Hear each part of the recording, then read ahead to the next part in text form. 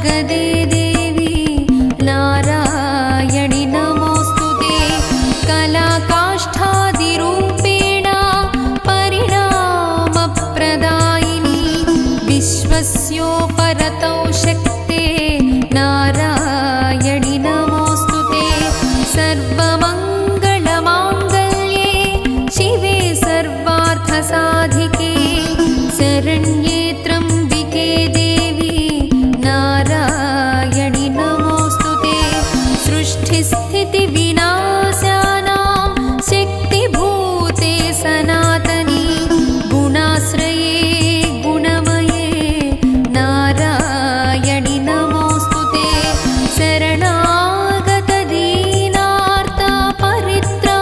शरणागतदीनार्तपरित्राणपरायणे सर्वस्यार्तिहरे देवी नारायणि नमोऽस्तुते यस्यां गण्यं प्रभूतं गायोदाश्वश्वान् निन्देयं पुरुषाणहं यस्य प्रेतो पुत्रा जुयादाजन्मन्वहं सूक्तं पञ्चदशं च सीतामशपथं जपेद महालक्ष्मी च विद्महे विष्णुपत्न्यै च धीमहि तन्नो लक्ष्मीः प्रचोदयात्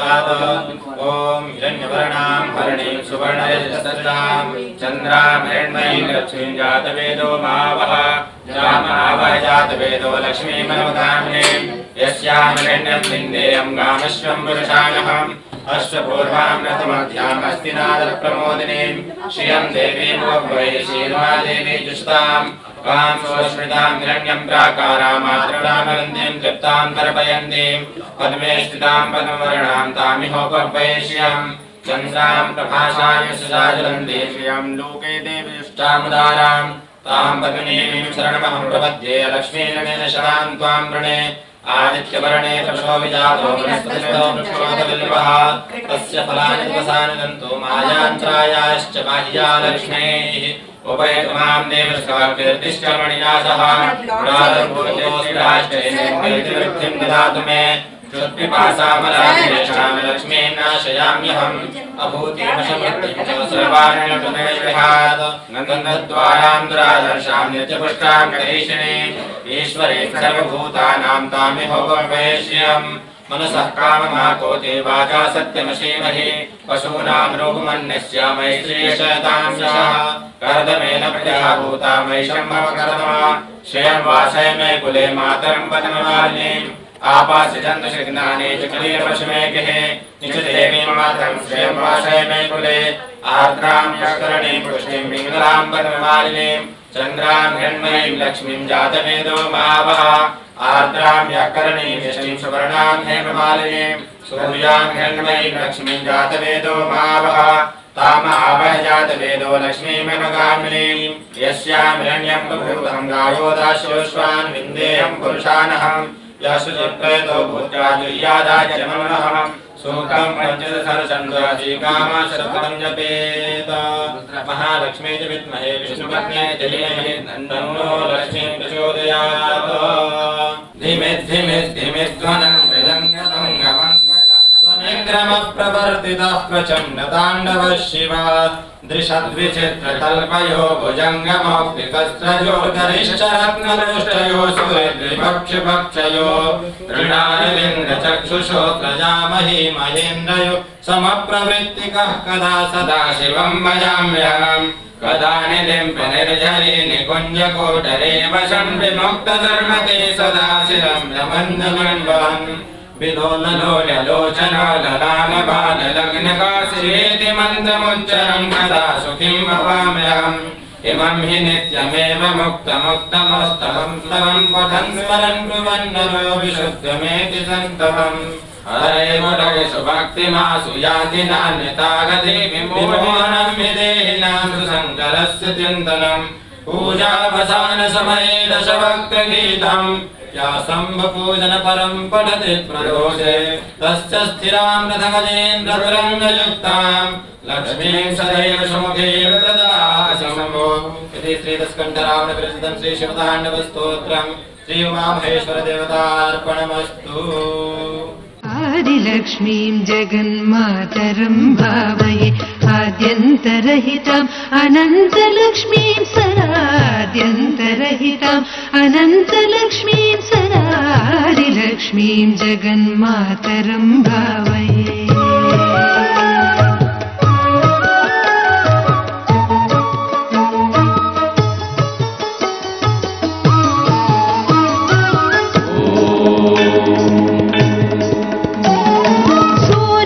सूर्यचन्द्राग्नितेजो मण्डलान्तरम् आर्यां सुभक्तां तरङ्गान्तरां शिवा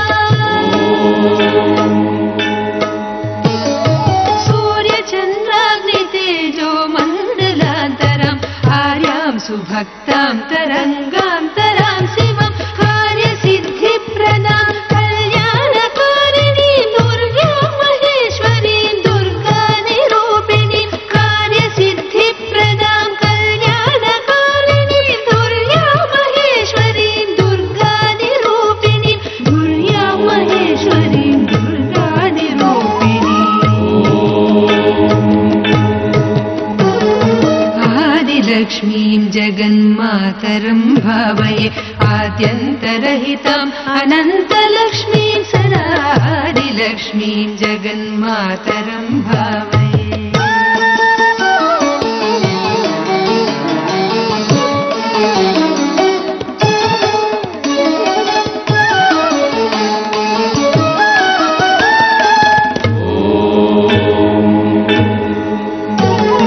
रक्षाकृतिं जगल्लक्षणविधायिनीम् अक्षीणमहिमान्वितां शुद्धसिद्धिदां रक्षाकृतिं जगल्लक्षणविधायिनीम् अक्षीणमहिमान्वितां शुद्धसिद्धिदां दीक्षितार्थप्रदां दिव्यगुणसंयुतो मोक्षलक्ष्मीं महालक्ष्मीं हरिप्रियां दीक्षितार्थप्रदां दिव्यगुणसंयुतो मोक्षलक्ष्मीं महालक्ष्मीं हरिप्रियां मोक्षलक्ष्मीं महालक्ष्मीं हरिप्रिया ॐ ऐं ग्लौं वाराह्यै नमः ॐ ऐं ग्लौं वामन्यै नमः ॐ ऐं ग्लौं वामायै नमः ॐ ऐं ग्लौं बगलायै नमः ॐ ऐं ग्लौं वासव्यै नमः ॐ ऐं ग्लौं वसवे नमः ॐ ऐं ग्लौं वैदेह्यै नमः ॐ ऐं ग्लौं विरसुवे नमः ॐ ऐं ग्लौं बालायै नमः ॐ ऐं ग्लौं वरदायै नमः ॐ ऐं ग्लौं विष्णुवल्लभायै नमः ॐ ऐं ग्लौं वन्दितायै नमः ॐ ऐं ग्लौं वसुधायै नमः ॐ ऐं ग्लौं वस्यायै नमः ॐ ऐं ग्लौं व्यात्तास्यायै नमः ॐ ऐं ग्लौं वञ्चिन्यै नमः ॐ ऐं ग्लौं बलायै नमः ॐ ऐं ग्लौं वसुन्धरायै नमः ॐ ऐं ग्लौं वीथिहोत्रायै नमः ॐ ऐं ग्लौं वीथिराजायै नमः ॐ ऐं ग्लौं विहायस्यै नमः ॐ ऐं ग्लौं गर्वायै नमः ॐ ऐं ग्लौं खनिप्रियायै नमः ॐ ऐं ग्लौं काम्यायै नमः ॐ ऐं ग्लौं कमलायै नमः ॐ ऐं ग्लौं काञ्चन्यै नमः ॐ ऐं ग्लौं रमायै नमः ॐ ऐं ग्लौं धूम्रायै नमः ॐ ऐं ग्लौं कपालिन्यै नमः ॐ ऐं ग्लौं वामायै नमः ॐ ऐं ग्लौं कुरुकुल्लायै नमः ॐ ऐं ग्लौं कलावत्यै नमः ॐ ऐं ग्लौं याम्यायै नमः ॐ ऐं ग्लौं आग्नेयै नमः ॐ ऐं ग्लौं धरायै नमः ॐ ऐं ग्लौं धन्यायै नमः ॐ ऐं ग्लौं दायिन्यै नमः ॐ ऐं ग्लौं ध्यानिन्यै नमः ॐ ऐं ग्लौं ध्रुवायै नमः ॐ ऐं ग्लौं धृत्यै नमः ॐ ऐं ग्लौं लक्ष्म्यै नमः ॐ ऐं ग्लौं जयायै नमः ॐ ऐं ग्लौं तुष्ट्यै नमः ॐ ऐं ग्लौं शक्त्यै स्तोत्रम् ॐ ऐ गिरिनन्दिनि नन्दितमेदिनि विश्वविनोदिनि नन्दनुते गिरिवरविन्द्यशिरोधिनि वासिनि विष्णुलीलासिनि जिष्णुनुते भगवती श्रीकण्ठकुटुम्बिनि भूरि कुटुम्बिनि भूरि कृते जय जय हे महिषासुरमर्दिनि रम्यकपर्दिनि शैलसुते सुरवरवर्षणि दुर्धरधर्षणि दुर्मुखमर्षणि हर्षरते त्रिभुवन पोषणि शङ्कर तोषणि कल्मिष घोषणि घोषरसे धनुजन रोषणि दुर्मद रोषणि दिदमद रोषणि सिन्धुसुते जय जय हे महिषासुरमर्दिनि रम्यकपर्दिनि शैलसुते अय जगदम्ब कदम्ब कदम्ब वनप्रियवासिनि हासरते शिखरि शिरोमणि तुङ्ग हिमालय मद्विलजालय मध्यगते मधु मधुरे मधुभञ्जत भञ्जनि केटव भञ्जनि रासरते जय जय हे महिषासुरमर्दिनि रम्यकपर्दिनि शैलसुते शतखण्ड विखण्ड तरुण्ड विदण्ड तदण्ड गजाधिपते रिपुगज दण्ड विधारण चण्ड पराक्रम शुण्ड मृगाधिपते निज भुज दण्ड निपातित खण्ड विधातित मुण्ड भटाधिपते जय जय हे महिषासुरमर्दिनि रम्यकपर्दिनि शैलसुते ऐरण दुर्मद शत्रुपदोदित दुर्धत निर्जर शक्तिवृते चतुर विचार दुरीण महाशिव दूतकृत प्रथमाधिपते दुरित दुरीह दुराशय दुर्मति दावन दूत कृतान्त मते जय जय हे महिषासुरमर्दिनि रम्यकपर्दिनि शैलसुते ऐ शरणागत भैरवधूवर वीर वराभयदाय करे त्रिभुवन मस्तक शूल विरोधि शिरोधि कृतान्तबल शूल करे दुमित दुमातमल दुंद विनादर मुखरीकृत दिव्य गते जय जय हे महिषासुरमर्दिनि रम्यकपर्दिनि शैलसुते ऐ निजहोकृत नेत्र निराकृत धूम्र विलोचन धूम्रसते समर विशोषित शोणित बीज समुद्भव शोणित बीज ललिते शिव शिव शुम्भ शुम्भ महाहवतर्पित भूत पिशाचरिते जय जय हे महिषासुरमर्दिनि रम्यकपर्दिनि शैलसुते धनुषरुरङ्गरलक्षण संग परस्फुल दंग नटकटिके कनक पिशंग कृषंदन शंगर सत्त कृषंग हताबटुके कृत चतुरंग बलच्छित रंग घटद्वय रंग रटकटुके जय जय हे महिषासुरमर्दिनि रम्यकपर्दिनि शैलसुते सुरतलनाथ तयोदितयोति कृतान्विनयोधर निद्रभते कृत कुकुथा कुकुथो गणदादिक काले हो गान रते दुग दुगट दुक्कोट धनवन्नद ध्वन धन धीरे मृदंग निमादरते जय जय हे महिषासुरमर्दिनि रम्यकपर्दिनि शैलसुते जय जय जय जय जय शस्त्र सरस्वती तत्पर विष्णुनुते झड़ झड़ झिम जन झिंगन नूपुर सिंचित मोहित भूतपते नट नटाध नटी नट नायक नाट्य नाट्य सुगानरते जय जय हे महिषासुरमर्दिनि रम्यकपर्दिनि शैलसुते ऐ सोमनः सोमनः सोमनः सोमनोहर मनोहर कान्तियुते शितरजनी रजनी रजनी रजनी चरनी भक्तवृते सुनयन विभ्रम भ्रमराधिपते जय जय हे महिषासुरमर्दिनि रम्यकपर्दिनि शैलसुते सहित महाहव मल्लिद मल्लिद मल्लिदरल्लक मल्लिरते विचरित वल्लिक पल्लिक मल्लिक झल्लिक भिल्लिक वर्गवृते शिवकृत पुंज मुल्लल तारुण तल्लद पल्लव सल्ललिते जय जय हे महिषासुरमर्दिनि रम्यकपर्दिनि शैलसुते अविरलगण्डमलन्मरवेदुरनन्तनटङ्गजरावरते त्रिभुवन भूषण भूषतनानिधिरूपनिरोनिधिराजसुते ऐसुत जीजन लालस मानस मोहन मध्य राज्यसुते जय जय हे महिषासुरमर्दिनि रम्भकपर्दिनि शैलसुते कमलदलामल कोमल कान्तिकला कलितामल बाललते सकल विलास कला निलबङ्कमके जलत्कल हंसकुले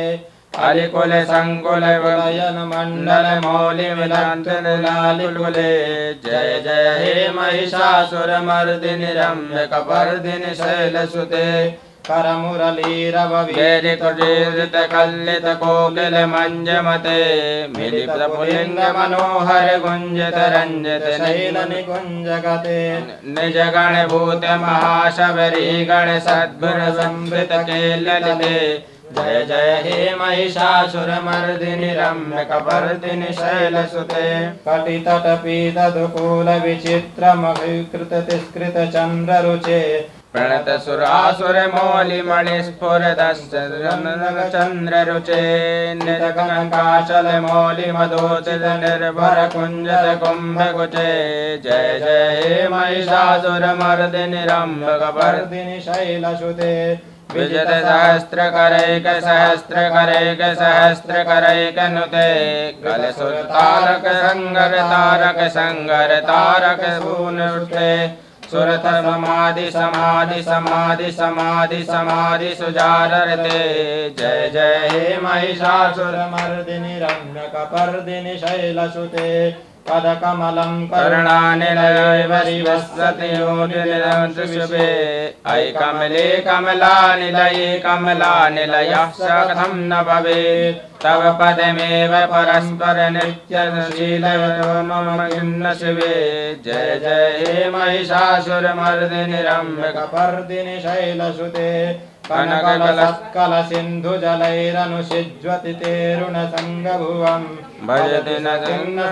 कुलकुम्भटले परिरम्भ सुखानुभवम् तव चरणं शरणं करवाणि न तामरवाणि निपाति शिवम् जय जय हे महिषासुरमर्दिनि रम्भकपर्दिनि शैलसुते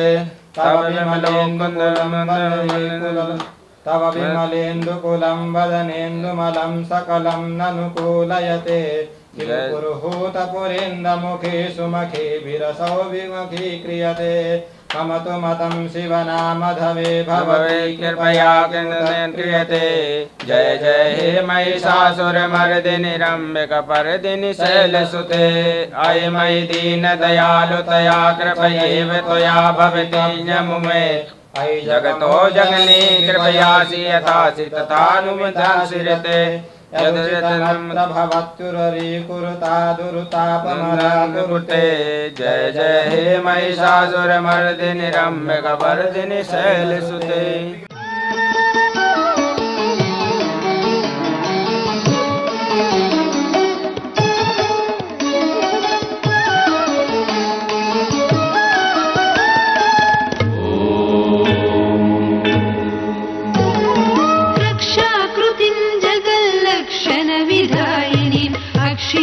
महिमान्वितां शुद्ध सिद्धिदां जय शुम्भन शुम्भ कपाल धरे प्रणमामि तु देवी नराति हरे जय चंद्र दिवाकर नेत्र धरे जय पावक भूषित वस्त्र भरे जय भैरव देह निलीन परे जय अंधक दैत्य विशोष करे जय भगवती देवी नमो वरदे जय पाप विनाशिनी बहुफल दे जय मंगन शुम्भ कपाल धरे प्रणमामि तु देवी नराति हरे जय षड्मुख सायुधईश नुते जय सागर गामिनी शंभुनुते जय दुख दरिद्र विनाश करे जय पुत्र कलत्र वृद्धि करे जय देवी देवी नमो वरदे जय पाप विनाशिनी बहुफल दे जय देव शुंभ कपाल धरे प्रणमामि तु देवी नराति हरे जय महिषाविमर्दिनि शूल करे जय लोक समस्त कपाप हरे जय देवी पितामह विष्णु नुते जय भास्कर शक्र शिरोवनिते